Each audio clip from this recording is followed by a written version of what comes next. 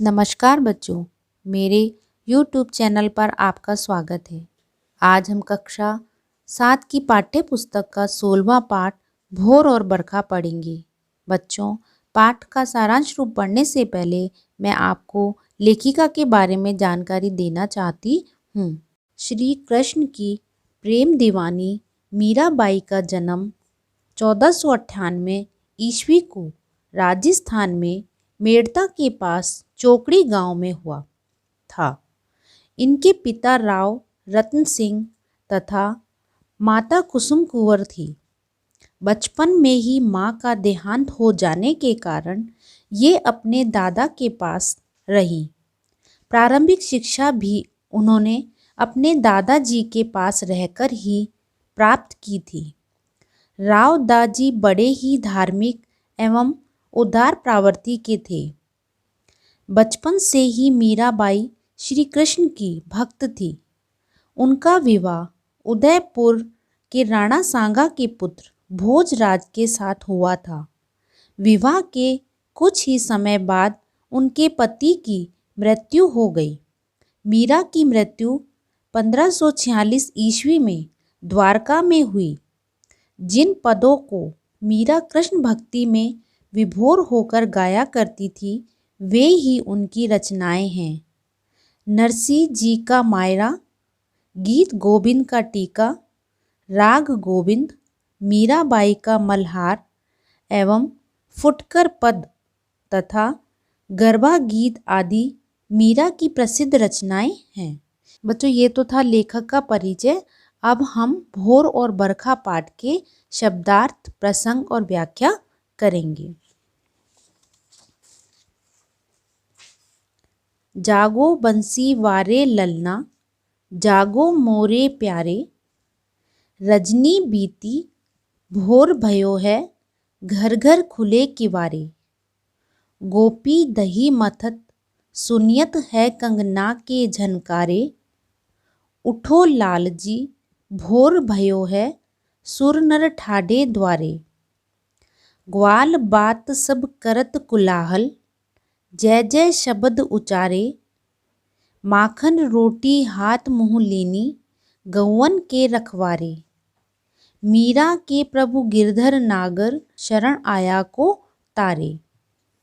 शब्दार्थ: ललना बेटा, रजनी रात, भोर सुबह, भयो है हो गई है, किवारे किवाड़ या दरवाजा, मथत मथ रही है, सुनियत सुनाई दे रही है, झनकारे झनकार, लालजी बेटा, ठाडे खड़े हैं, ग्वाल गाय चराने वाले, कुलाहल शोर, उचारे उच्चारण, गौवन गायों के, तारे उद्गार।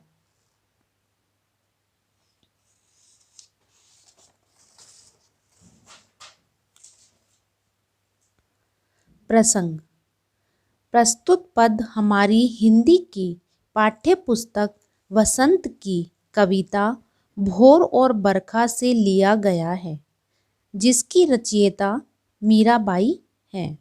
व्याख्या: माँ यशोदा प्रातः काल में सो रहे बालक कृष्ण को जगाते हुए प्यार से कहती हैं कि हे बंसी वाले मेरे पुत्र कृष्ण, जाग जाओ, हे मेरे प्यारे पुत्र जाग जाओ।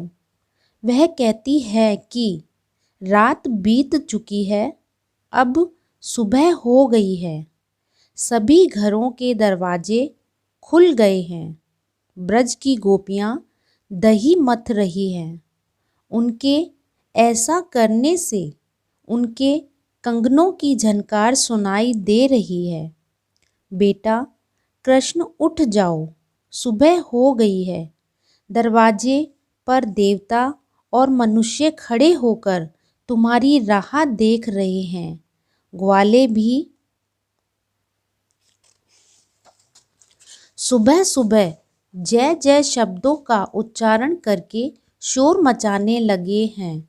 गायों के रखवालों ने अपने हाथों में माखन और रोटी ले रखी है। मीराबाई कहती हैं कि हे चतुर गिरधर प्रभु, अपनी शरण में आए हुए लोगों का उद्धार कर दीजिए।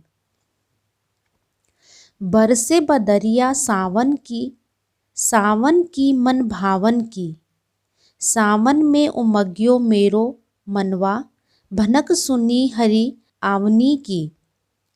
उमड़ घुमड़ चहु दिस से आया, दामिन दमके छर लावके की। नन्ही नन्ही बूंदन मेहा बरसे, शीतल पवन सुहावन की। मीरा के प्रभु गिरधर नागर, आनंद मंगल गावन की। शब्दार्थ: बदरिया बादल, मन भावन मन को भाने वाली,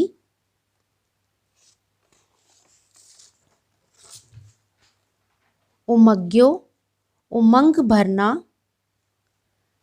मनवा मन, आवनी आने की, भनक आहट, चहुदिस चारों दिशाएं, दामिन दामनी या आकाशीय बिजली, दमके चमक, झर झड़ी या लगातार बरसना, बरखा बारिश, लावके की लगने की, आनंद मंगल शुभ गीत, गावन की गाने की, मेघ वर्षा। प्रसंग पूर्वव्रत। बच्चों, पूर्वव्रत का मतलब होता है जो हमने आगे प्रसंग पढ़ा है वही आपको यहाँ पर लिखना है। व्याख्या: सावन के बादल आसमान में घिर गए हैं। सावन के ये सुंदर बादल मन को अच्छे लगने लगे हैं। सावन के महीने में मेरा मन भी प्रसन्न हो गया है, क्योंकि मुझे अपने प्रभु के आने की आहट सुनाई दे रही है। उमड़ घुमड़ कर आने वाले बादल चारों दिशाओं में घिर आए हैं। आसमान में बिजली चमकने लगी है और वर्षा की झड़ी लग गई है। बादल से नन्ही नन्ही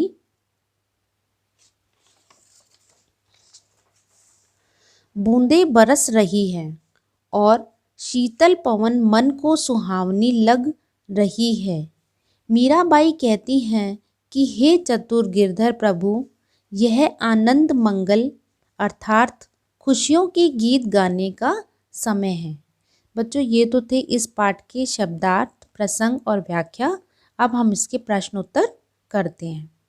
प्रश्न पहला: बंसरी वाले ललना मोरे प्यारे लाल जी कहते हुए यशोदा किसे जगाने का प्रयास करती है और वे कौन कौन सी बातें कहती है?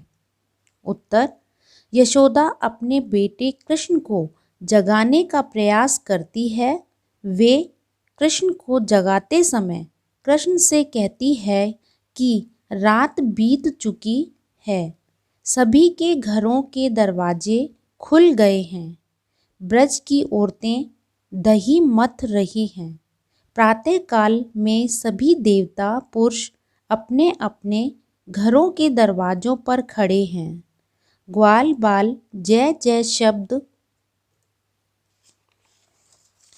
का उच्चारण कर रहे हैं। सभी ग्वाल बाल हाथ में माखन रोटी लेकर गायों को चराने चल दिए हैं। प्रश्न दूसरा: नीचे दी गई पंक्ति का आशय अपने शब्दों में लिखिए। माखन रोटी हाथ मुँह लीनी गौवन के रखवारे। उत्तर: प्रातःकाल होते ही सभी ग्वाले अपनी अपनी गायों को चराने के लिए रवाना हो गए हैं। उन सभी के हाथों में माखन रोटी है। वह माखन रोटी लेकर अपनी गायों को चराने के लिए व उनकी रखवाली करने के लिए चल पड़े हैं। प्रश्न तीसरा: पढ़े हुए पद के आधार पर ब्रज की भोर का वर्णन कीजिए। उत्तर: ब्रज में लोग सुबह सवेरे उठ चुके हैं, अपने घर के दरवाज़ों को खोल दिया है। गोपियाँ सुबह उठकर दही मथ रही हैं।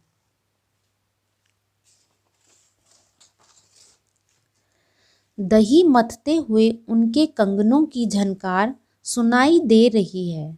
सुबह की पवित्र बेला में सभी देवता नर दरवाज़ों पर खड़े हैं। ग्वाले भी सुबह सुबह जय जय शब्दों का उच्चारण करके शोर मचाने लगे हैं। सभी ग्वाल बालकों ने मक्खन और रोटी ले रखी है। वे अपनी अपनी गायों को चराने और उनकी रखवाली के लिए जंगल की ओर चल दिए हैं। प्रश्न चौथा, मीरा को सावन मन भावन क्यों लगने लगा? उत्तर, मीराबाई श्री कृष्ण की भक्त थी। मीरा का आसमान में उमड़ते हुए बादलों को देखकर ऐसा लगता था कि जैसे किसी अत्यंत प्रिय व्यक्ति के आने की आहट हो रही हो।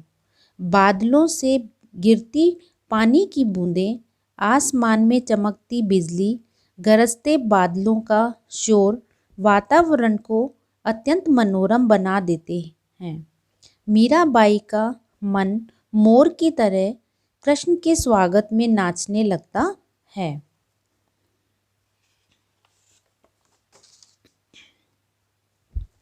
मीराबाई का मन खुश हो उठता है कि उसके प्रभु उसके पास आ रहे हैं। बादलों को देखकर मीरा का मन बहुत खुश हो जाता है, इसलिए मीरा को सावन मन भावन लगता है। प्रश्न पाँचवा, सावन की विशेषताएं लिखिए।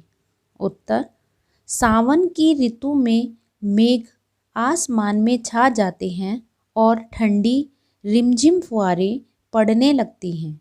ये फुहारें तन मन को शीतलता देती हैं। सावन की ऋतु में चारों दिशाओं से मेघ उमड़ घुमड़ आते हैं। आकाश में बिजली चमकने लगती है। बरसात की झड़ी लग जाती है। सभी प्राणियों का मन मोर की तरह नाचने लगता है। बरसती हुई बूंदें तन मन और आत्मा को तृप्त करती हैं। बच्चों, ये तो थे इस पाठ के प्रश्न उत्तर। अगर आपको इस पाठ से संबंधित कोई भी समस्या हो तो मुझे कमेंट बॉक्स में ज़रूर लिखें। अगर मेरी वीडियो पसंद आई हो तो उसे लाइक व सब्सक्राइब ज़रूर करें।